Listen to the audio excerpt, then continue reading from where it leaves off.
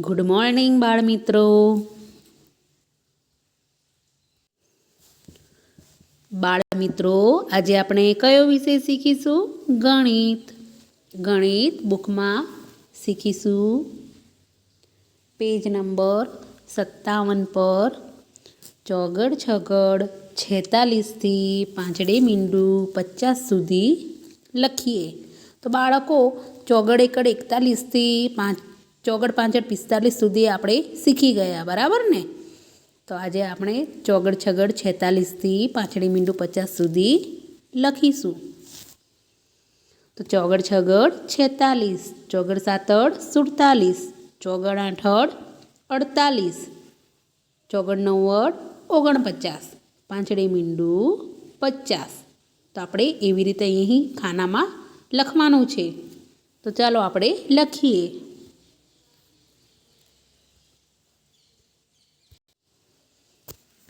તો પહેલાં આપણે લખીશું ચોગડ છગડ 46.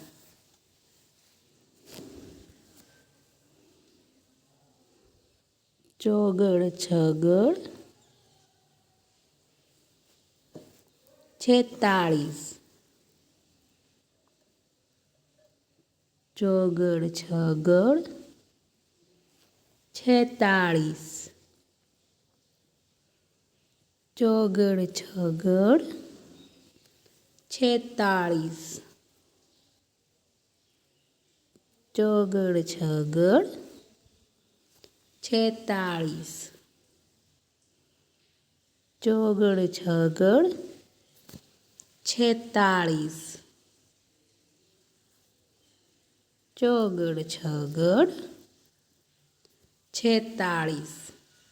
ચોગડ છગડ 46 પછી ચોગડ સાતડ 47 લખીશું.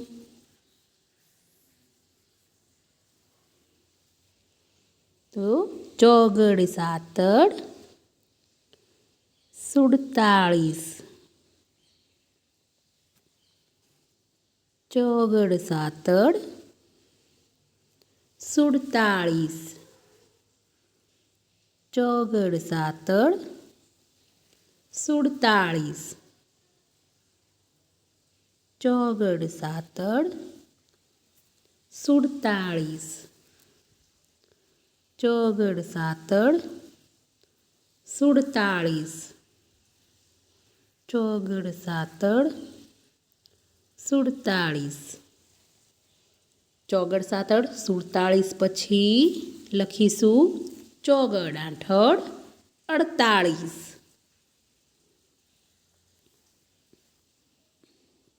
ચોગડ આઠડ 48. ચોગડ આઠડ 48. ચોગડ આઠડ 48.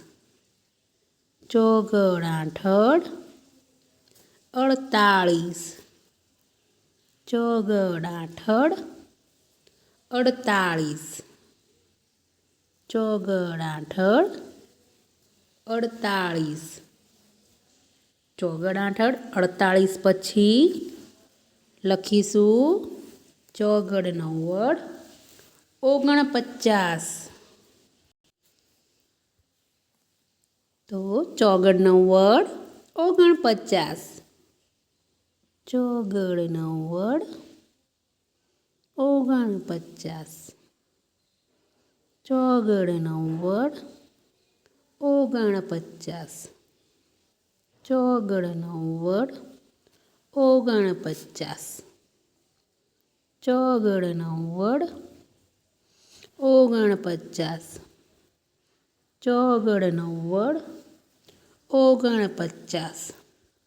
ચોગડ નવ્વડ 49. હવે ચોગડ નવ્વડ 49 પછી લખીશું પાંચડે મીંડું 50. પાંચડે મીંડું 50. પાંચડે મીંડું 50. પાંચડે મીંડું 50. પાંચડે મીંડું 50. પાંચડે મીંડું 50. પાંચડે મીંડું 50.